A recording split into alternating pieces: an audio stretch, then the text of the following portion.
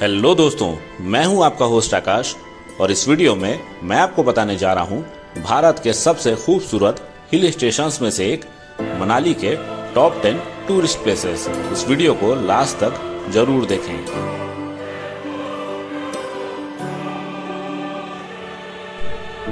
इस वीडियो में आप देखने जा रहे हैं हिडम्बा देवी टेम्पल, मनु टेम्पल, रोहतांग पास, मॉल रोड, अटल टनल, कोकसर, सिसु, तांडी, किलोंग और जिस्पा।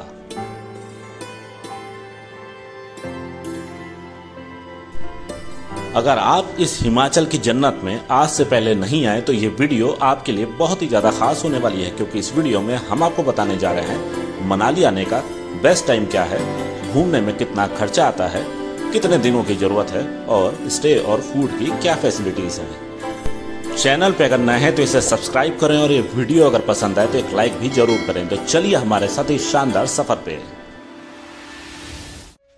दोस्तों, ये है मनाली सीरीज की हमारी चौथी वीडियो। इससे पहले की 3 वीडियोस को आपने बहुत ही ज्यादा सपोर्ट किया, इसके लिए आपका बहुत बहुत थैंक्स। इस समय सुबह के 7 बज चुके थे और नाश्ते का समय हो चुका था। हमने अपने होटल को चेकआउट कर दिया था और अब हम हिडम्बा देवी मंदिर के पास ही बने इस रेस्टोरेंट में आ गए। यहाँ पे हमने आलू के पराठे और चाय का मजा लिया। आलू के पराठे का कॉस्ट 80 रुपए था। हमारा होटल भी मनाली के हिडम्बा देवी मंदिर के पास ही मौजूद था। होटल से हिडम्बा देवी मंदिर तक की दूरी थी तकरीबन 100 मीटर की। तो नाश्ता करने के बाद अब हम हिडम्बा देवी की तरफ पैदल चढ़ाई कर रहे थे। यहाँ से 100 मीटर हमें आगे चलना था। वैसे अगर आप हिडम्बा देवी मंदिर बाई रोड भी जाना चाहते हैं, गाड़ी से जाना चाहते हैं तो आप जा सकते हैं, लेकिन ऊपर जाके थोड़ा ट्रैफिक जाम लग जाता है। तो हमने अपनी गाड़ी को नीचे ही छोड़ दिया और यहाँ से अब हम पैदल ऊपर की तरफ ट्रैकिंग करके जा रहे हैं। दोस्तों, हम लोग पिछले 2.5 साल से YouTube पे ट्रैवल कंटेंट बना रहे हैं, जिस वजह से हमें अब ट्रैवल का काफी एक्सपीरियंस हो चुका है, जिस वजह से अब हम अपने टूर पैकेजेस लॉन्च कर रहे हैं। अगर आप मनाली का टूर पैकेज लेना चाहते हैं अच्छे प्राइस पे तो आप इस नंबर पे हमसे कांटेक्ट कर सकते हैं। इस वीडियो में हमने आपसे वादा किया है आपको मनाली के 10 बेस्ट टूरिस्ट प्लेसेस दिखाएंगे। YouTube पे बहुत ही कम वीडियोस अवेलेबल हैं जिसमें आपको कंप्लीट मनाली टूर एक ही वीडियो के अंदर करा दिया गया हो, लेकिन हम पूरी कोशिश करेंगे कि आपको कंप्लीट मनाली का एक्सपीरियंस सिर्फ एक वीडियो के अंदर मिल जाए। फिलहाल हम हिडम्बा देवी मंदिर की तरफ ऊपर चढ़ाई कर रहे हैं। अगर आपके साथ छोटे बच्चे हैं या बुजुर्ग लोग हैं तो आप इस चढ़ाई को अवॉइड कर सकते हैं और आप by road he Hidimba Devi temple तक पहुंच सकते हैं। हिडम्बा देवी टेम्पल आप कह सकते हैं कि मनाली के सिटी सेंटर का one of the best tourist place है। इसे 15वीं शताब्दी में कुल्लू के राजा ने बनवाया था और ये ऊंचे ऊंचे देवदार के पेड़ों से घिरा हुआ है। यहाँ आके आपको एक अलग ही वाइब्स आने लगती हैं। आप देखिए, हिडम्बा देवी मंदिर की पहली झलक आपको दिखने लगी है। मंदिर के बाहर ही आपको बहुत ही शानदार मार्केट मिलता है, जहाँ पे आप कई तरह के सामान की खरीदारी भी कर सकते हैं।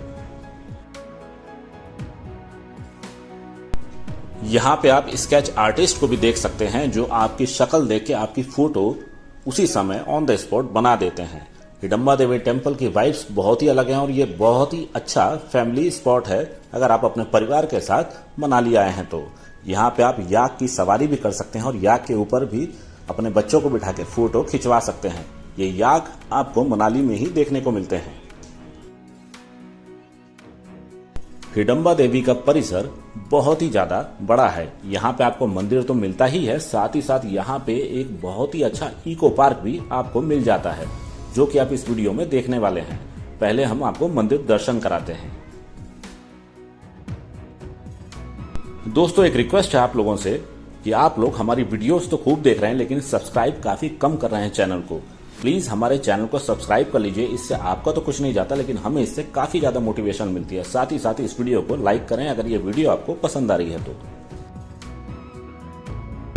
साथ ही साथ दोस्तों, अगर आपके मन में इस ट्रिप को लेकर किसी भी तरह का कोई भी क्वेश्चन है तो आप बेझिझक हमसे कमेंट्स में पूछ सकते हैं। हमें आपके सवालों के जवाब देने में काफी अच्छा लगता है। अब लीजिए, हम लोग पहुंच चुके हैं हिडम्बा देवी मंदिर के मुख्य परिसर में। मंदिर बहुत ही ज्यादा ऐतिहासिक है और पूरी तरह से इसे लकड़ी से बनाया गया है। मंदिर के अंदर तो फोटोग्राफी अलाउड नहीं है, लेकिन हम बाहर से ही आपको मंदिर की कंप्लीट डिटेल्स दिखा रहे हैं।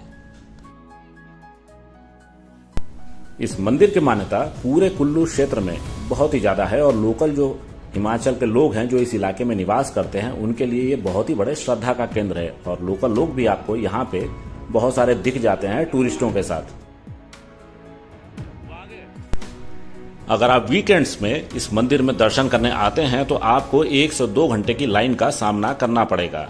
इस मंदिर में आपको काफी श्रद्धालु वीकेंड्स में देखने को मिलते हैं। देखिए सामने ही आप जूता स्टैंड भी देख सकते हैं। अगर आप वीकडेज में आते हैं तो आप यहाँ पे आसानी से 15 से 20 मिनट के अंदर अपने दर्शन कर सकते हैं। आप देखिए श्रद्धालुओं की लाइन काफी पीछे से यहाँ पे लगी हुई है। अब हम मंदिर के पीछे भी आपको थोड़ी देर में ले जाएंगे, जहाँ पे मौजूद है फेमस वन विहार, जिसे इको पार्क भी कहा जाता है। अब हम आपको लेके चल रहे हैं वन विहार में। वन विहार में आपको प्रति पर्सन 10 रुपए की एंट्री टिकट लेनी पड़ती है। गेट पे ही आपको टिकट काउंटर दिख जाता है और अगर आप अपने छोटे बच्चों के साथ आए हैं तो इस पार्क में आपको बहुत ही ज्यादा अच्छा लगेगा। दोस्तों, इस वीडियो को रिकॉर्ड करने में हमें काफी मुश्किलों का सामना करना पड़ा है, क्योंकि ये टूर काफी बड़ा था और सिर्फ एक वीडियो के अंदर पूरे टूर को कंपाइल करना काफी मुश्किलों से होता है। तो एक लाइक इस वीडियो को जरूर करें हमारी इस मेहनत के लिए, क्योंकि आपको YouTube पे ऐसी वीडियो बार बार देखने को नहीं मिलेगी। अब आप देख सकते हैं इस नेचर पार्क का शानदार नजारा। चारों तरफ आपको ऊंचे ऊंचे देवदार के पेड़ नजर आते हैं। वैसे तो देवदार के पेड़ आपको हिडम्बा देवी मंदिर पे भी दिख रहे थे, लेकिन इस पार्क के अंदर तो इनकी खूबसूरती देखते ही बनती है। ये पार्क बीच मनाली में बसा हुआ है, मतलब मनाली के सिटी सेंटर में बसा हुआ है, लेकिन फिर भी यहाँ आके आपको ऐसा लगता है कि आप मनाली से कहीं बहुत दूर आ चुके हैं। अगर आप फोटोग्राफी के शौकीन हैं तो यहाँ पे आपको एक से एक स्पॉट्स मिलेंगे फोटो खिंचाने के।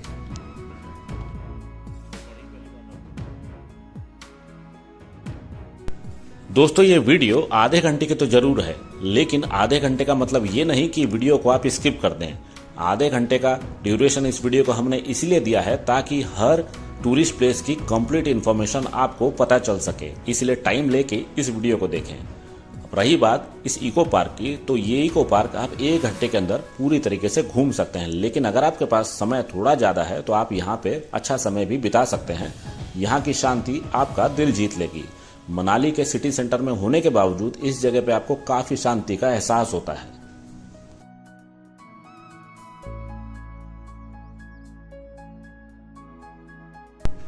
इस पार्क में आप जिस भी दिशा में जाएं, आपको वहीं पे बहुत ही खूबसूरत नज़ारे देखने को मिलते हैं और ये पेड़ तो आपका दिल जीत ही लेते हैं। साथ ही साथ यहाँ पे कई रॉक फॉर्मेशंस भी आपको देखने को मिलती है, जिसके ऊपर बैठ के आप अच्छी फोटो खिंचा सकते हैं। इसके अंदर ही आपको बहुत ही शानदार कैफेटेरिया भी देखने को मिलता है और छोटे बच्चों के लिए आपको यहाँ पे झूले भी मिलते हैं, तो आप यहाँ पे अपना अच्छा खासा समय बिता सकते हैं।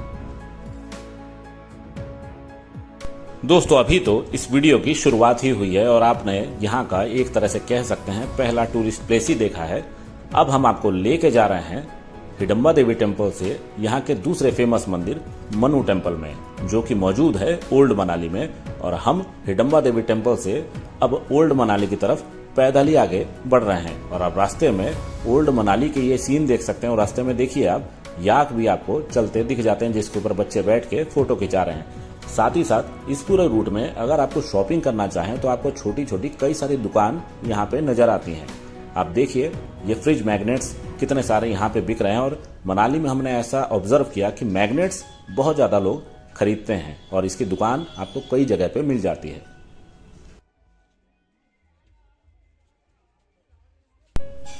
अब मनु टेम्पल की दूरी हिडम्बा देवी टेम्पल से तकरीबन 3 किलोमीटर की है और हम पैदल ही मनु टेम्पल तक जाने की कोशिश कर रहे हैं, लेकिन आगे चल के हमें टैक्सी लेनी ही पड़ी। अब देखिए ये नदी क्रॉस करने के बाद हम पहुंच जाएंगे ओल्ड मनाली के इलाके में। ओल्ड मनाली में आपको बहुत ज्यादा फॉरेनर्स देखने को मिलते हैं। रास्ते में ये जो नदी आप देख रहे हैं, इसको भी अभी हम क्रॉस करने वाले हैं।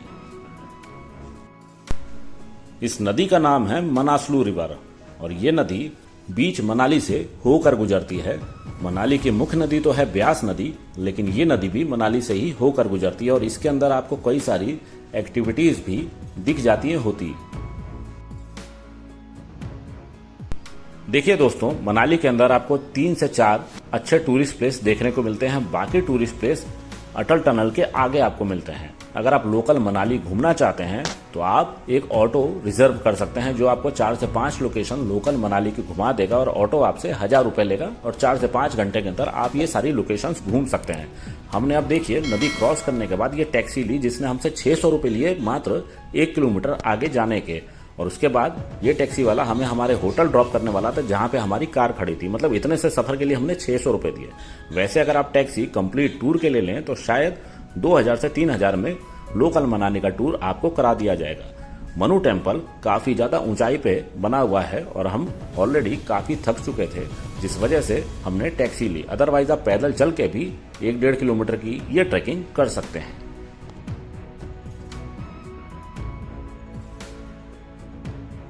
अगर आप सोलो आए हैं मनाली, अकेले आए हैं मनाली, तो आप बाइक या स्कूटर हायर कर सकते हैं और दूसरे जगह की तरह यहाँ भी आपको 500 से 1000 रुपए के बीच में बाइक या स्कूटी मिल जाती है किराए पे।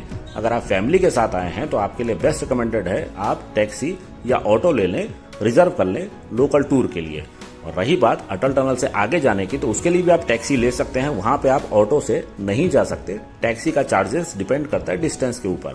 अब लीजिए हम लोग पहुंच चुके हैं मनु टेम्पल और इस टेम्पल के नाम पे ही मनाली का नाम पड़ा है।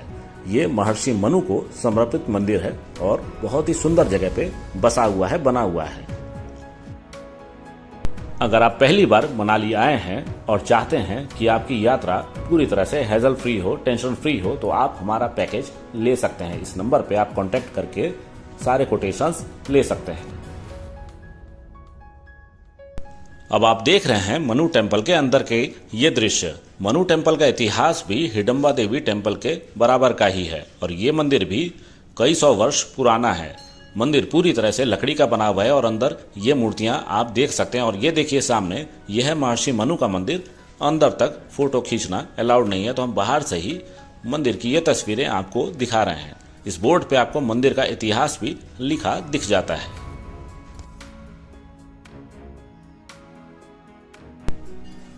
ये मंदिर बसा हुआ है मनाली के ओल्ड मनाली क्षेत्र में। पहले दोस्तों मनाली इसी को कहा जाता था और आज की डेट में जो मनाली बस गया है, जैसे माल रोड और आगे के इलाके, ये तो लेटेस्ट हाल फिलहाल में ही बसे हैं, लेकिन पहले मनाली की शुरुआत इस इलाके से ही हुई थी और इस मंदिर के नाम पे ही मनाली का नामकरण हुआ है। मनाली के दूसरे टूरिस्ट प्लेस की तरह इस जगह पे थोड़े से टूरिस्ट आपको कम मिलेंगे क्योंकि ये मंदिर थोड़ा सा ऊंचाई पे बना हुआ है और थोड़ी संकरी गलियों से होते हुए आपको यहाँ तक पहुंचना पड़ता है। साथ ही साथ आपको ऑटो या टैक्सी तो लेनी ही पड़ती है क्योंकि पैदल चलकर यहाँ तक आना थोड़ा सा टफ हो सकता है, जिस वजह से यहाँ पे आपको थोड़े से टूरिस्ट कम मिलते हैं। अब हम दोबारा से अपने टैक्सी के पास जा रहे हैं और ये टैक्सी अब हमें हमारे होटल ड्रॉप करेगी। दोस्तों अब बारी आ गई है मनाली के one of the best tourist place की, जिसे कहा जाता है रोहतांग पास, और ये खुल चुका है इस साल 15 मई 2026 से। इस साल तो हम रोहतांग पास नहीं जा पाए क्योंकि तब तक रोहतांग पास खुला नहीं था, लेकिन ये जो क्लिप्स आप देख रहे हैं ये हमारे 2 साल पहले के टूर की है। लेकिन आपको रोहतांग पास को अब मिस नहीं करना है। रोहतांग पास तक आप टैक्सी लेके जा सकते हैं। टैक्सी पूरी रिजर्व करने का आपको 5000 रुपए का लगभग कॉस्ट पड़ता है। अब रोहतांग पास के बाद आप जा सकते हैं साल भर खुली हुई लोकेशन जिसे कहा जाता है सोलांग वैली।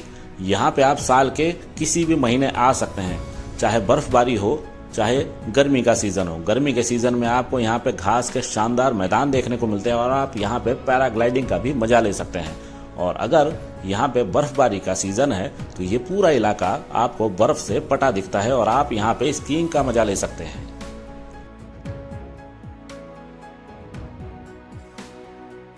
दोस्तों अभी तक की ये वीडियो आपको कैसी लगी प्लीज कमेंट्स में हमें जरूर बताएं और ये वीडियो अगर आपको पसंद आ रही है तो एक लाइक इस वीडियो को जरूर करें।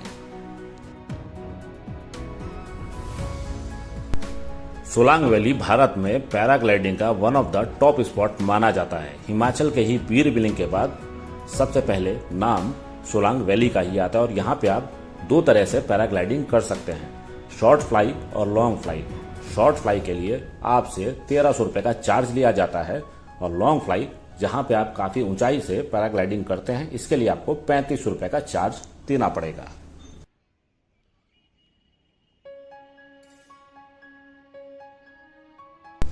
अगर आप पैराग्लाइडिंग नहीं भी करना चाहते तो भी आप यहाँ पे 1 से 2 घंटा अपना आसानी से बिता सकते हैं। ये वैली बहुत ही ज्यादा खूबसूरत है और चारों तरफ से आपको यहाँ पे ऊंचे ऊंचे बर्फ के पहाड़ देखने को मिलते हैं। देखिए सामने ही बुकिंग काउंटर है पैराग्लाइडिंग का। ये है शॉर्ट फ्लाई का काउंटर जिसपे 1300 रुपए का चार्ज लिखा हुआ है और सामने ही आप देख सकते हैं लॉन्ग फ्लाई का काउंटर जहाँ पे 3500 रुपए का चार्ज आप लिखा आज की डेट में देख सकते हैं। ये वीडियो हम मई 2026 में रिकॉर्ड कर रहे हैं।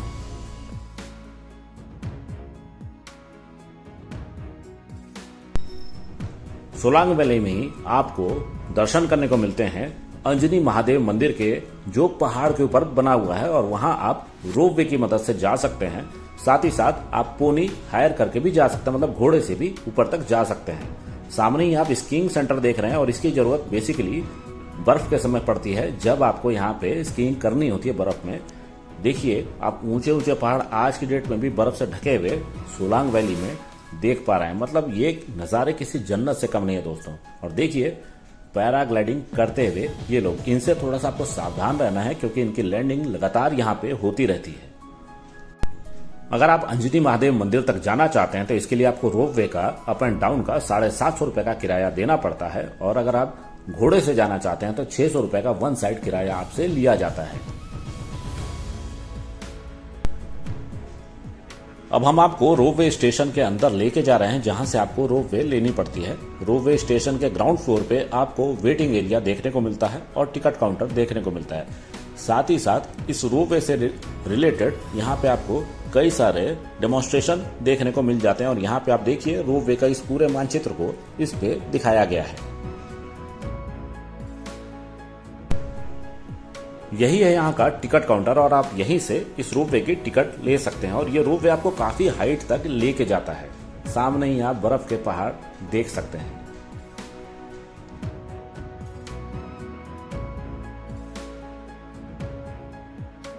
लेकिन दोस्तों अगर आप एडवेंचर के शौकीन हैं तो सोलांग वैली पे आके आपको पैराग्लाइडिंग जरूर करनी चाहिए। आप देखिए पैराग्लाइडिंग करते हुए ये लोग कितना एंजॉय ले रहे हैं।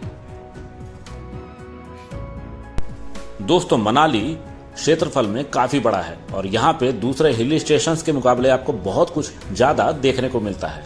अगर आप पहली बार मनाली आने की प्लानिंग कर रहे हैं तो आप हमारा टूर पैकेज ले सकते हैं। हम आपको बहुत ही बेस्ट रेट में टूर पैकेज प्रोवाइड कराएंगे।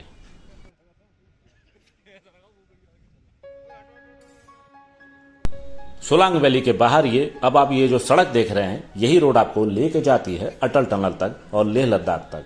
बाहर ही आपको खाने पीने के मल्टीपल ऑप्शंस मिल जाते हैं जिसके रेट आपको 15-20 रुपए से चालू होके 100-200 रुपए तक जाते हैं। मतलब यहाँ पे काफी इकोनॉमिकल होटल्स आपको मिल जाते हैं खाने पीने के। यहाँ पे आप ATV राइड का भी मजा ले सकते हैं।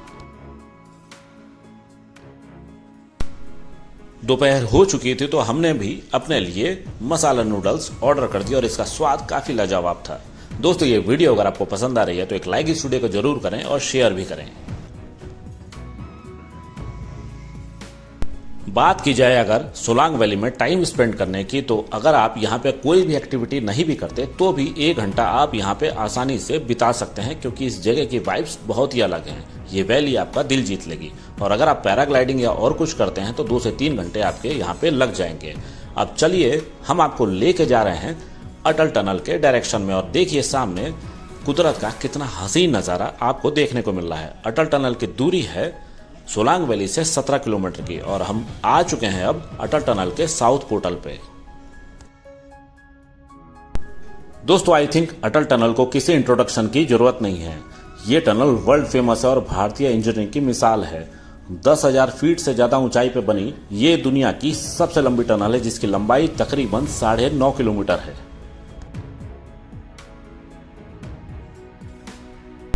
अब हम अटल टनल के साउथ पोर्टल से अंदर एंटर हो चुके हैं। अभी तक हम थे कुल्लू जिले में और जब हम नॉर्थ पोर्टल से बाहर निकलेंगे तो हम पहुंच जाएंगे लाहौल स्पीति जिले में। अटल टनल की दूरी मनाली से है तकरीबन 34 किलोमीटर की।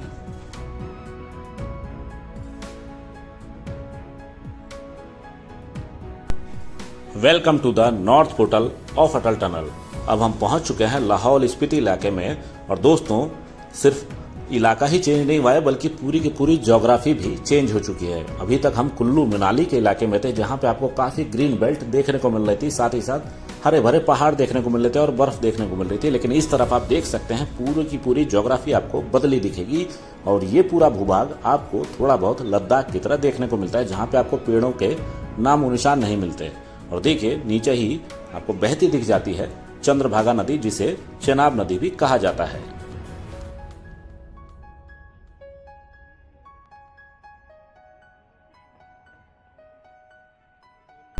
अटल टनल के नॉर्थ पोर्टल पे आपको बहुत सारे टूरिस्ट फोटो खिंचाते दिख जाते हैं, क्योंकि यहाँ आके एक अलग ही वाइब्स सबको मिलने लगती हैं और ऐसा लगता है कि जैसे वो किसी नए इलाके में पहुंच चुके हैं। इस इलाके में आप आधे से 1 घंटा अपना आराम से बिता सकते हैं। यहाँ पे आप गाड़ी अपनी साइड में लगा सकते हैं और इंजॉय ले सकते हैं कुदरत के इस हसीन नजारों का। अभी मई 2026 का समय चल रहा था और आप अटल टनल के आगे इन पहाड़ों के ऊपर शानदार बर्फ देख सकते हैं। यहाँ देखिए कुछ पर्यटक मस्ती मजाक भी कर रहे हैं। वैसे आपको यहाँ पे डिसिप्लिन में ही रहने की जरूरत है, क्योंकि यहाँ पे अगर आप ड्रंक एंड ड्राइविंग करते पकड़े गए तो आपको भारी चालान भी देना पड़ सकता है। अब हम आपको लेके जा रहे हैं दोस्तों अटल टनल से 13 किलोमीटर दूर कोकसर के इलाके में। और कोकसर भी आज की डेट में काफी ज्यादा पॉपुलर स्पॉट माना जाता है। कोकसर में आपको काफी बर्फ देखने को मिल जाती है। रोहतांग मनाली से काफी पास है, लेकिन रोहतांग जाने के लिए आपको परमिट लेना पड़ता है अगर आप अपनी गाड़ी से जा रहे हैं तो। लेकिन अगर आप अपनी गाड़ी से आए हैं तो कोकसर तक आप सेल्फ ड्राइव करके आसानी से आ सकते हैं। हम अब कोकसर के इलाके में पहुंच चुके हैं, लेकिन यहाँ पे थोड़ा ट्रैफिक जाम हमें मिला, इस वजह से हम कोकसर मेन स्पॉट तक आपको नहीं लेके जा रहे। लेकिन ये है कोकसर का इलाका। कोकसर में भी आपको रोहतांग की तरह साल भर बर्फ देखने को मिलती है और अगर आप बर्फ में कोई एक्टिविटी करना चाहते हैं तो कोकसर आज की डेट में काफी फेमस स्पॉट है। कोकसर आने के लिए आपको अटल टनल से राइट टर्न लेके आना पड़ता है और कोकसर के ही आगे आपको मिलता है ग्राम्फू और काजा। कोकसर से अब हम रिटर्न हो चुके हैं अटल टनल की तरफ और अब हम पहुंच चुके हैं सिसु वैली। सिसु वैली के लिए आपको अटल टनल से लेफ्ट होके जाना पड़ता है और ये पड़ता है लेह लद्दाख हाईवे पे ही। सिसु वैली के इन शानदार नज़ारों को आप देख सकते हैं। सिसु फेमस भी है अपने वाटरफॉल्स के लिए और इन शानदार नज़ारों के लिए। सिसु की दूरी अटल टनल से मात्र 10 मिनट की है। अटल टनल से जैसे ही आप लेफ्ट होते हैं सबसे पहला शहर आपको सिसु ही देखने को मिलता है।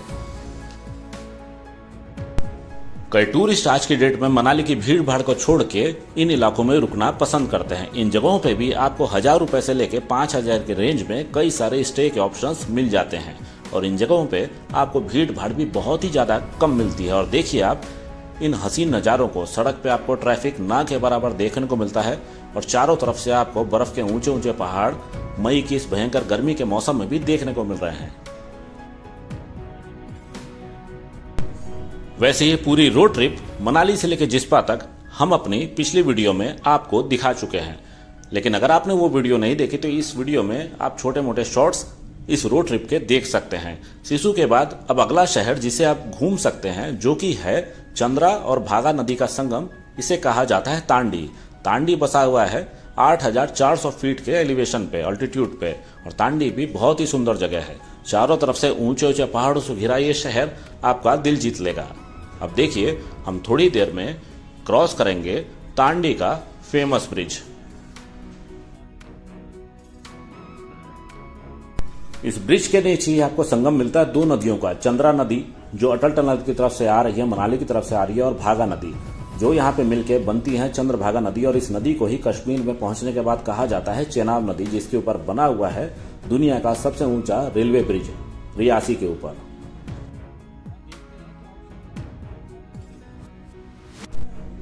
दोस्तों आप मनाली से जिस्पा तक एक दिन के अंदर जाके वापस भी आ सकते हैं। मनाली से जिस्पा की दूरी है 92 किलोमीटर की और ये सफर तकरीबन 3 घंटे का है। अगर आप इस पूरे बेल्ट में कहीं भी स्टे करना चाहें तो आपको रास्ते में एक से एक स्टे फैसिलिटीज मिल जाती हैं। रास्ते में ही आपको सिसु, तांडी, किलोंग और जिस्पा जैसे शानदार शहर देखने को मिलते हैं। जिस्पा के आगे धारचा के बाद रोड थोड़ी सी टफ है और उसके आगे लद्दाख का एरिया एक तरह से आप कह सकते हैं शुरू हो जाता है। लेकिन इस इलाके में आप अगर घूमते हैं तो आप मनाली बेल्ट में ही अपने आप को पाएंगे। मनाली से सिर्फ 3 घंटे के अंदर आप इन इलाकों में पहुंच सकते हैं। या तो आप अपनी गाड़ी से यहाँ पे आ सकते हैं या आप टैक्सी लेके भी इन जगहों पे पहुंच सकते हैं। पहली बार अगर आ रहे हैं और कंफ्यूज हैं कि कैसे घूमें, तो हम आपकी मदद कर सकते हैं। आप हमसे इस नंबर पे कांटेक्ट कर सकते हैं। अब हम थोड़ी ही देर में पहुंचेंगे किलोंग के इलाके में और देखिए सामने कितने शानदार व्यू आपको नजर आ रहे हैं। वैसे अगर आप प्राइवेट टैक्सी करके मनाली से इन इलाकों में घूमना चाहते हैं तो 5000 के अंदर आप अप एंड डाउन कर सकते हैं। इसके आगे आपको बहुत ज्यादा बर्फ देखने को मिलती है, जिसको कहा जाता है शिंकुला पास और बारालाचला पास।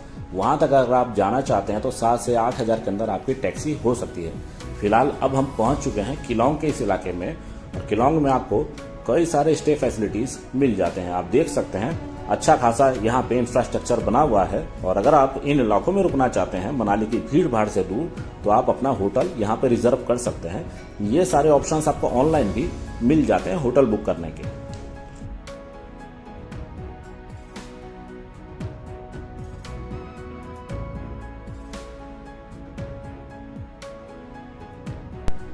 अपने इस रोड ट्रिप के लास्ट पॉइंट पे अब हम आपको थोड़ी देर में लेके जाएंगे, जिसे कहा जाता है जिस्पा। जिस्पा की दूरी मनाली से 92 किलोमीटर की। और अगर आप इस पूरे इलाके में कहीं रुकना चाहते हैं तो हमारी रिकमेंडेशन है कि आप जिस्पा में रुकें।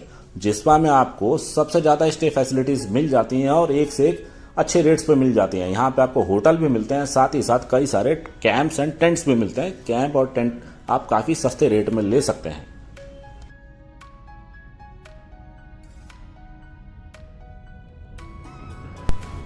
दोस्तों, इस रोड ट्रिप को लेकर तो आप यही कह सकते हैं कि मंजिल तक पहुंचने से ज्यादा हसीन तो वहां तक पहुंचने का ये सफर था। आप देखिए इस सफर के हसीन नजारों को। हर तरफ आपको बर्फ के ऊंचे ऊंचे पहाड़ देखने को मिलते हैं, और ये तो गर्मी का मौसम चल रहा है जिस वजह से आप इस रोड पे चल भी पा रहे हैं। ठंड के मौसम में तो इस रोड पे चलना भी आपके लिए मुश्किल हो सकता है, क्योंकि जिस सड़क पे हमारी गाड़ी चल रही है ये भी पूरी तरीके से बर्फ से ढकी होती है। और नीचे जो आप ये नदियां देख रहे हैं ये भी सारी पूरी तरह से फ्रीज हो जाती है।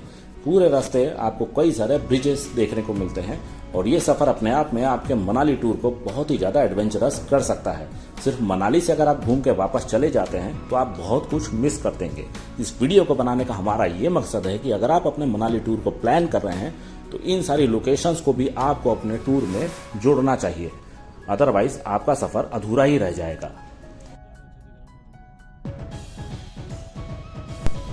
दोस्तों, आपके पास अगर बजट की कमी है या टाइम की कमी है तो आप सिर्फ एक दिन के अंदर भी इस पूरे ट्रिप को कंप्लीट कर सकते हैं और इन नज़ारों को अपनी आंखों में कैद करके वापस मनाली लौट सकते हैं। लेकिन अगर आपके पास टाइम अच्छा है, समय अच्छा है और पैसा भी अच्छा है, तो आप इस जगह पे रुक के मजा ले सकते हैं कुदरत के इस नायाब करिश्मे का। फाइनली इस रोड ट्रिप के लास्ट पॉइंट पे अब हम पहुंच चुके हैं, जिसे कहा जाता है जिस्पा वैली। और ये जगह अपने रंग बिरंगे पहाड़ों के लिए काफी फेमस है। दूसरी बात यह है जो मैं आपको बता रहा था कि अगर आप स्टे करना चाहते हैं इन इलाकों में तो जिस्पा इसके लिए सबसे बेस्ट लोकेशन है, क्योंकि यहाँ पे आपको हजारों की तादाद में टेंट्स मिल जाते हैं, कैंप्स मिल जाते हैं। नीचे एक नदी बहती है, इसके किनारे आपको बहुत सारे कैंप्स मिल जाते हैं। साथ ही साथ यहाँ पे आपको होटल्स भी मिल जाते हैं। मतलब ऑप्शन यहाँ पे अनेकों हैं, जो कि 500 रुपए से स्टार्ट होकर 10,000 रुपए तक जाते हैं। और देखिए अब हम जिस्पा से भी 5 किलोमीटर आगे तक जा रहे हैं और वहां से हम अपनी गाड़ी को टर्न कर लेंगे। सामने ही आप देखिए कितना कलरफुल माउंटेन आपको देखने को मिल रहा है, और ठीक सामने जो आपको बर्फ का पहाड़ देख रहा है वो है शिंकुला पास, जिसकी दूरी यहाँ से है 30 किलोमीटर की। लेकिन शिंकुला पास तक आप अपने 4x2 व्हीकल से नहीं जा सकते, वहां तक की चढ़ाई काफी स्टीप है। इसके आगे आपको धारचा मिलता है। धारचा से एक सड़क आपको लद्दाख की तरफ, लेह की तरफ लेके जाती है, दूसरी सड़क आपको शिंकुला पास तक लेके जाती है। अगर आप बहुत ज्यादा बर्फ देखना चाहते हैं तो आप शिंकुला पास या बारालाचला पास भी यहां से जा सकते हैं। एक की दूरी है 30 किलोमीटर, दूसरे की दूरी है 45 किलोमीटर। सामने ही आप शिंकुला पास का शानदार पहाड़ देख पा रहे हैं। लेकिन दोस्तों, जिस्पा भी किसी जन्नत से कम नहीं लगेगा आपको। यहाँ पे भी रुक के आप 2 से 3 घंटे अपने बिता सकते हैं, अगर अंधेरा होने में कुछ देर है तो। देखिए सामने ही आपको ऊंचे ऊंचे पहाड़ देखने को मिले, और ये सारा सीन आपको जिस्पा के इलाके में ही देखने को मिलता है। जिस्पा के आगे तो आपको भयंकर बर्फ देखने को मिलती है। अब इस रोड ट्रिप को अंत करते हुए रात का समय हो चुका है और हम पहुंच चुके हैं मनाली के फेमस मॉल रोड पे। यहाँ पे हम अपने सफर का अंत करेंगे।